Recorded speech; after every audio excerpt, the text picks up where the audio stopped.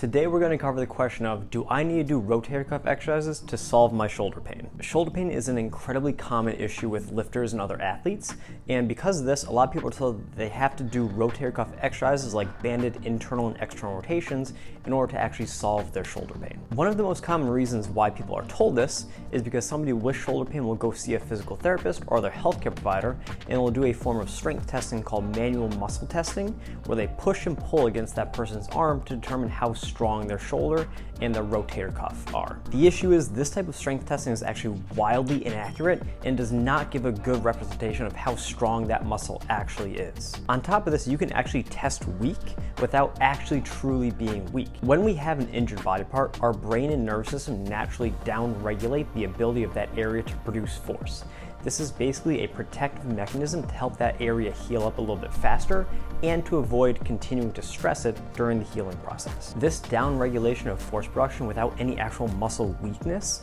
tricks a lot of healthcare providers into thinking that the person is weak when they're testing them when they're actually not. Lastly, due to how the shoulder actually works and how all the shoulder muscles work together to produce and control motion, the rotator cuff is actually pretty highly active during pretty much all shoulder motions. This basically means that pretty much all upper body exercises are a form of rotator cuff exercise. Now, don't get me wrong, rotator cuff exercises can absolutely be a good thing for people with shoulder pain, and they usually often do feel good when you're dealing with shoulder pain. However, this is mainly due to the fact that the muscles of the rotator cuff are fairly small, and because of that, you can't use very heavy weights when you're actually directly training these muscles. Because you're using such low loads during these types of exercise, it's usually just not enough to continue to irritate the shoulder as you're doing the exercise. That being said, rotator cuff exercises can be useful tools when dealing with shoulder pain, but more so in the very acute stage or in severe cases of shoulder pain, where the shoulder can really not tolerate much stress at all. You can use these direct exercises as a great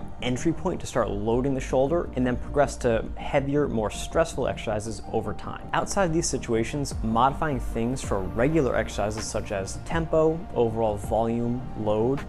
range of motion, and the implement that you're using, as well as your body or arm position, is a great way to train around the injury and allow you to progress as the shoulder heals over time without having to do a ton of direct shoulder or rotator cuff exercises. If you've been dealing with shoulder pain that's affecting your lifestyle or your ability to train in the gym and you're looking for expert help, click the link below to talk to one of our experts for a completely free phone consult, and also make sure to comment, like, and subscribe to our channel.